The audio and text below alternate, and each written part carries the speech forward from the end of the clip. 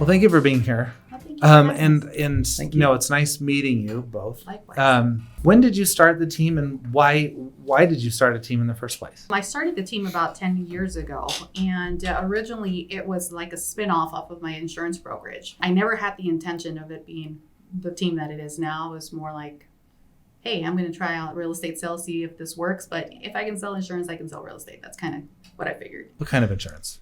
Home and auto, commercial. Oh, great. Yeah, home auto, commercial, and business. And as you started the team, did you have any specific focus of what your team would look like, how it would be structured? Nothing.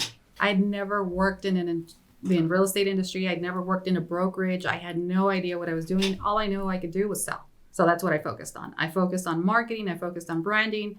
And, leads started generating in and started coming in. Yeah. As time progressed over those years, was there more of a focus that started coming in, a realization of what this is starting to look like? Yes, I think I got the realization once my own clients started saying, hey, can we join your team? Hey, can you teach me how to do this? And that's how I started growing. Every person that's on my team, I've sold a home to, or I've sold a home to one of their family members. So I've never recruited. I've yet to this day have recruited an agent on my team. So that was when I started realizing, okay, this can definitely be something bigger than what I anticipated. I've always wondered, like, what makes a team lead? I mean, what attracts agents to you specifically?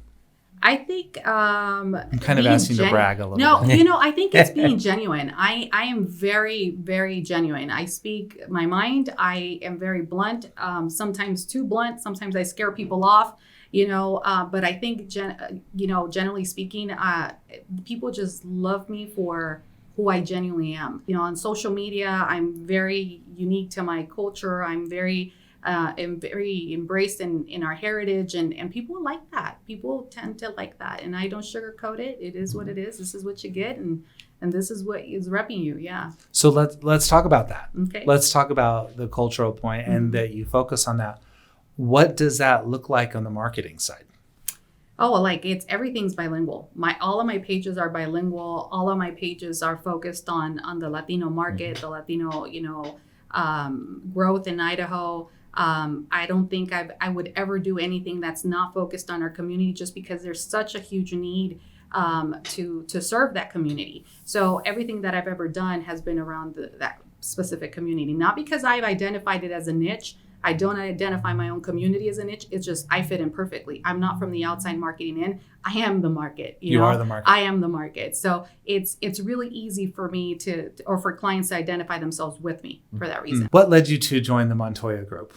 Well, first and foremost, we're brother and sister. Yes. We're all family. The Montoya Group, even on the insurance side, we have two other sisters who are the backbone of the insurance side.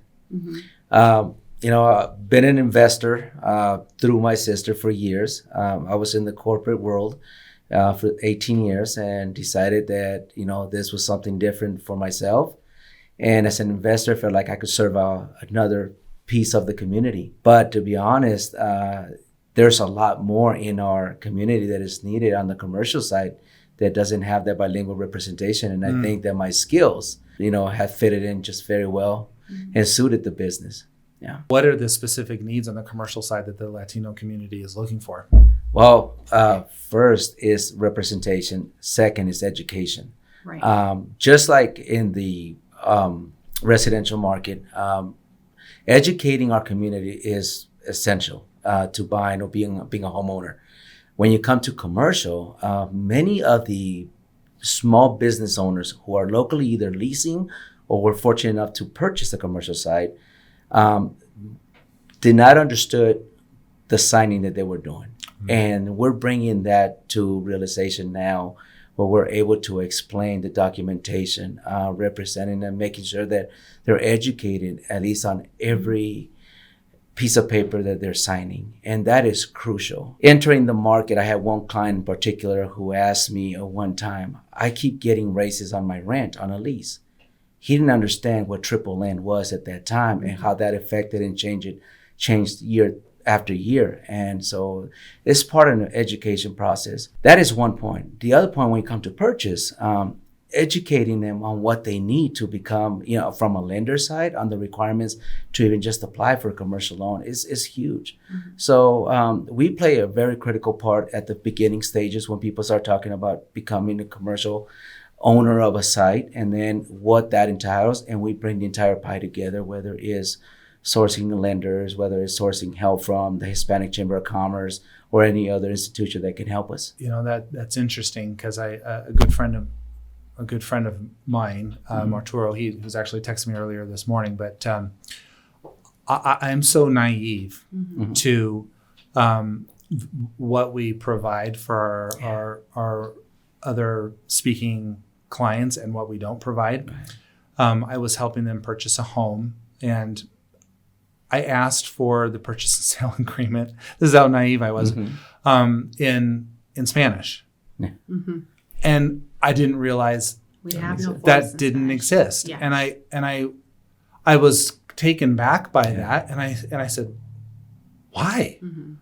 And well, it's because the official language is English. And I'm like, I immediately had red flags come up in my mind as to, okay, so we're asking our clients to sign this. And then I realized immediately, it's interesting that you kind of point that out, because I realized, well, then I am not the right person to help them navigate through this. Correct. It has to be a Spanish speaking person.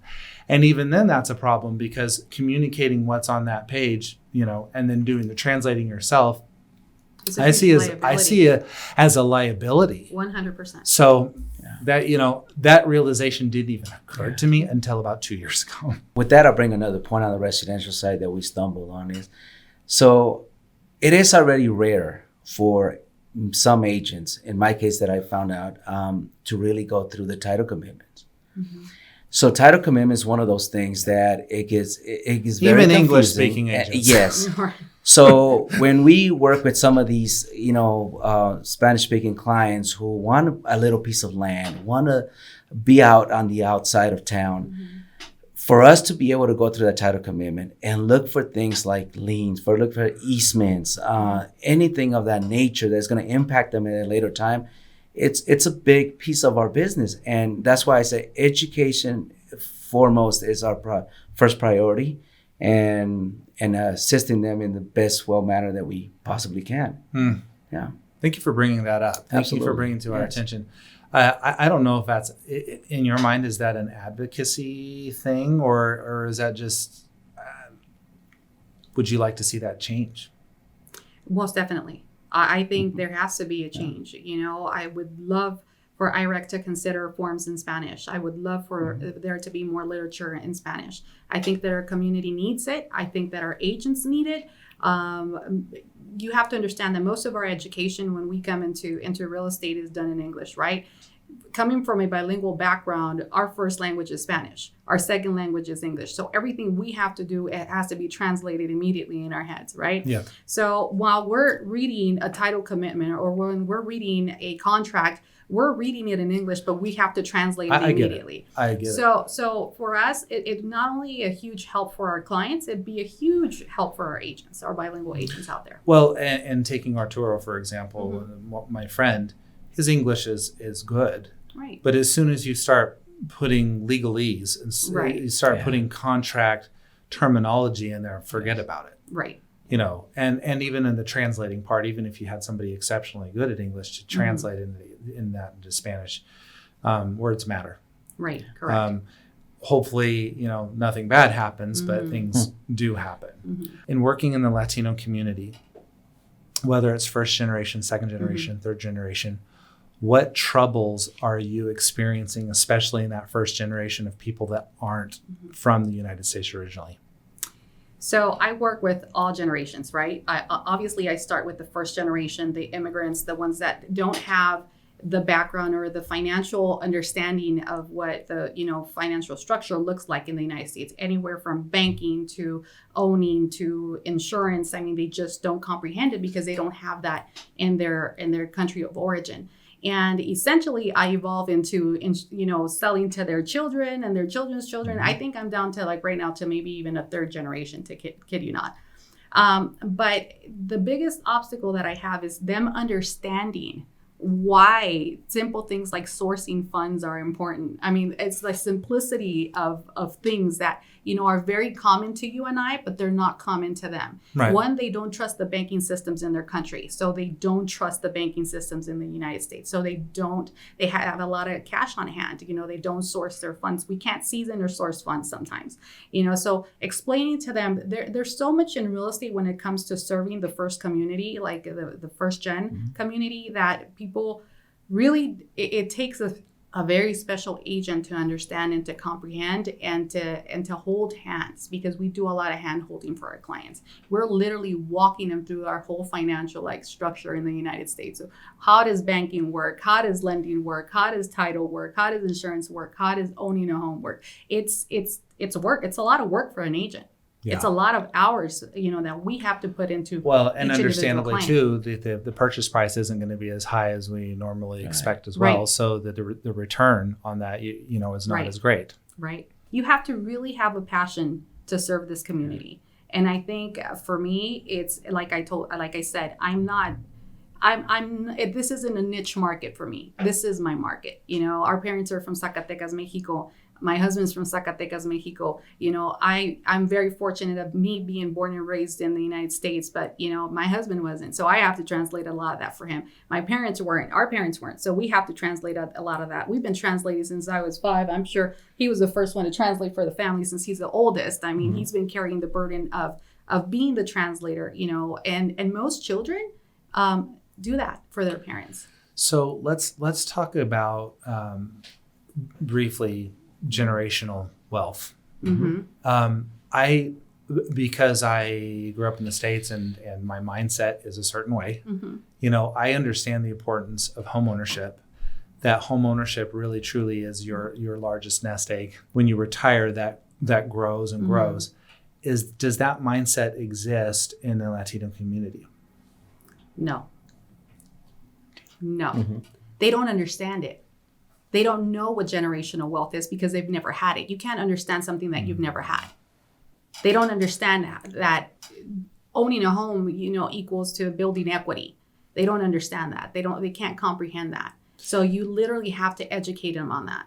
I would say there's still some education to be had, and there's a lot. And I'd say it's not just to the Hispanic Latino market. It's across America. I mean, kids graduating from high school today, they don't understand it.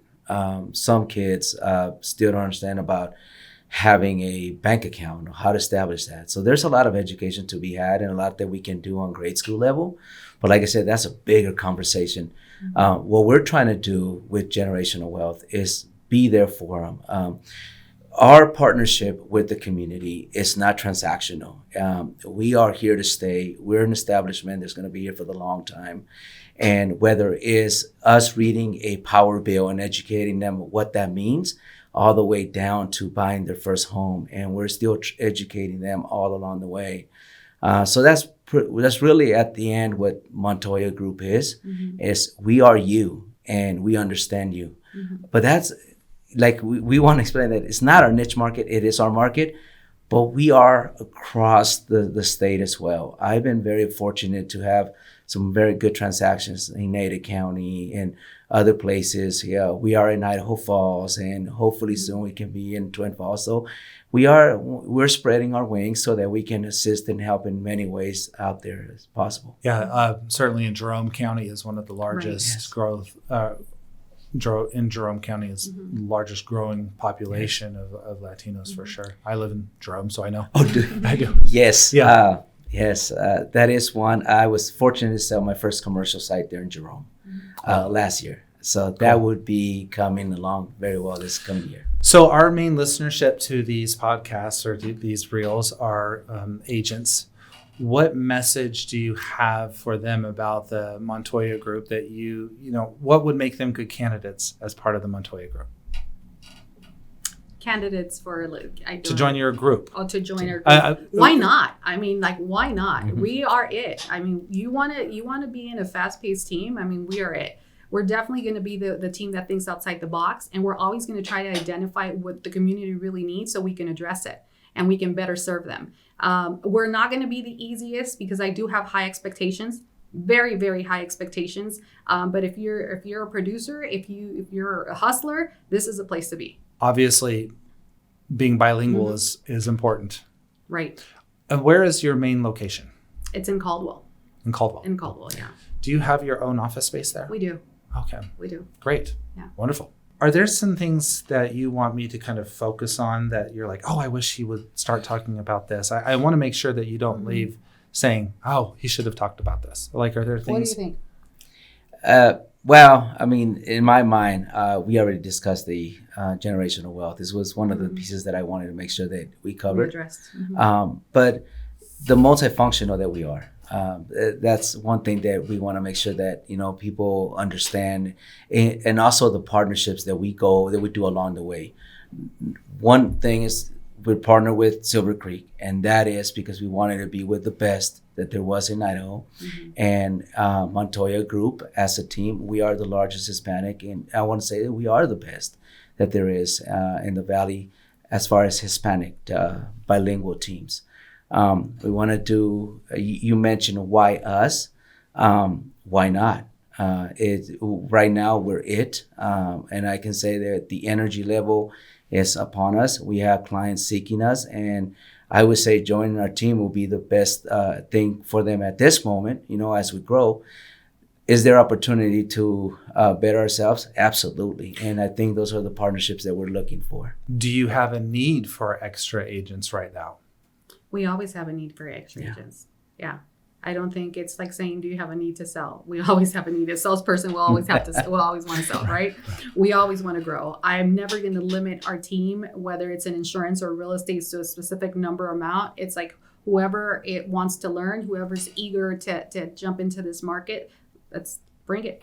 Can I add one thing on the commercial side? I say, if you're watching this and then you're out there, and if you have the education or support for us to bring to clients, simplest thing is creating a business plan, documentation, reading how to start a business, things like that are in Spanish would truly support us on the commercial side. Do you have any specific goals as a team, as the Montoya Group, for 2024? Most definitely. We obviously have sales goals that we're trying to meet. And we also have a community goal. So we want to make sure that this next year we broaden our horizon, like Pete said, that we're continuing our growth in Idaho Falls. We continue to grow in Twin Falls, and we continue to grow in Ontario. We're now licensed and ready to operate in Ontario. Those are our goals. Our goals are to expand our team and our efforts into different demographics. I would say also partner with some developers as well. 100%. We are working with a handful of developers, and I think that as we continue to grow, we're going to bring in, I guess, a good set of clients from a nice book of business. Yes. So getting into that market is very important to us. I don't think builders and developers really realize how the potential that a bilingual agent has, right? I mean, we're able to serve two communities at the same time. We're like an agent on steroids. That's really what we are. Because we have that capability, we have that outreach, we have two languages, we have two cultures that we can go back and forth on. And I don't think most builders and most developers realize that. So giving a team like us an opportunity will only enhance their business.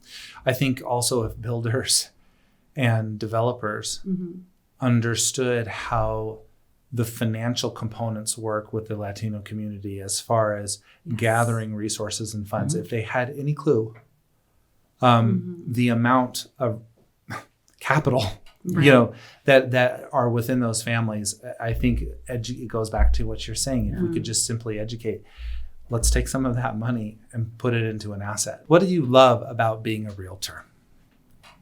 For myself, I love the people. I love networking. I love networking with people. I don't love networking with organizations. I'll be honest with you. That's Pete's job. I am not your networker with organizations. I'm not going to be that person. I'm more of the one-on-one. I want to get to know you. What do you like? What are you, what do you dislike? What do you do for a living? What are your goals? What are your ambitions? How can I help you succeed? That's what I like. I like the people. I like the energy that people bring me. How about you, Pete? the opportunities that it brings to every client that we bring on board, especially first-time home buyers. It is just amazing. In our case, when we're helping them find the perfect lender and we walk them through the lending process and we walk them through the buying process and then the title and all of that, handing them the set of keys. I know it's great in all markets, but when you hand them to a family that never imagined in their wildest dreams that they were going to own a home, it is something special, truly special. So I think that is the biggest part. That's in residential. In business and commercial, that one business, that guy that's selling tacos in the corner or flowers, to be able to lease his own space again, and now he's got a brick and mortar spot where he can call home and clients come to him, it's unimaginable. And see those folks grow from one location to multiple locations, maybe have one restaurant to two little restaurants.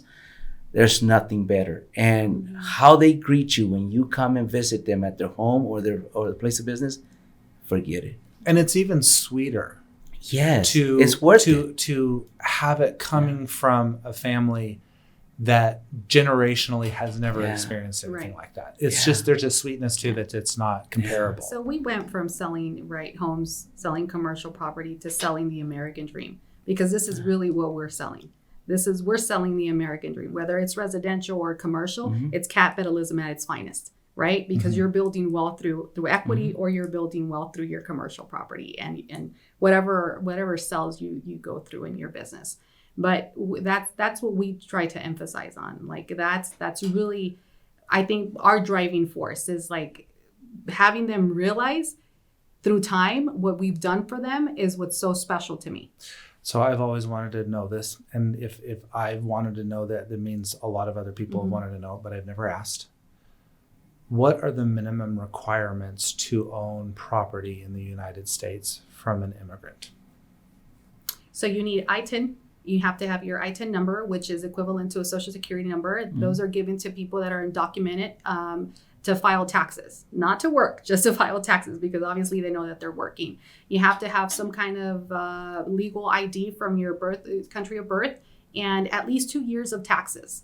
At least 2 years. If you're self-employed, it's 2 years of taxes. If you work for somebody, it's 30 days worth of pay stubs, 2 years of taxes with the same employer, and 20% down payment. Thank you for sharing. 20% down payment. 1 or 2 points higher than the regular interest rate. Right, at 1 or 2% higher. Yeah, Yes. on a conventional So loan. it's tough. So it's tough for higher these risk. folks. Yes. It's harder. It's harder. Yeah. So when you said there's a lot of liquid in the Latino market, there is a lot of liquid in the Latino market, because they're coming down with 20% down on a $350,000 home. That's a lot of money. $7,000. Yeah. This is such an individual question. It has to be answered individually. Okay. Best restaurant in Canyon County. Tacos y Mariscos El Compa in Caldwell.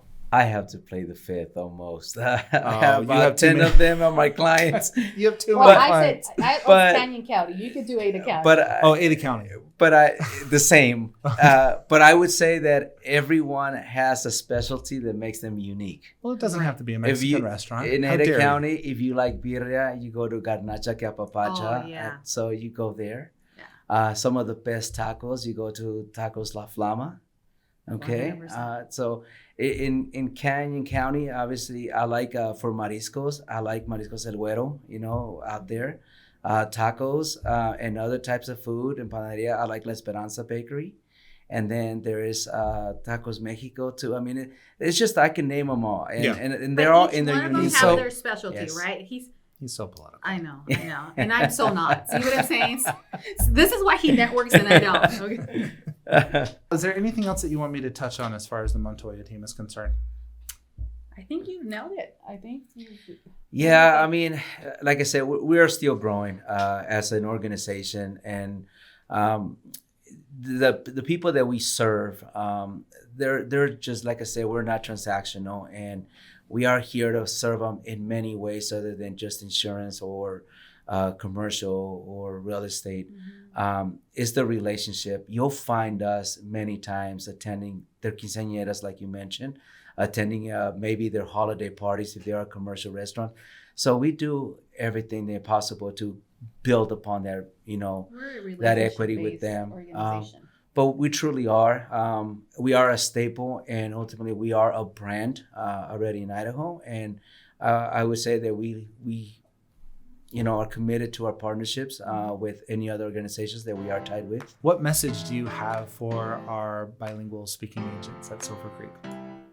Que sí se puede, que todo se puede lograr a través del tiempo y tenacidad y perseverancia. No hay mal que por bien no venga, no importa qué tan difícil sea el negocio, al final del día, si tu pasión está allí, lo vas a lograr. Thank you.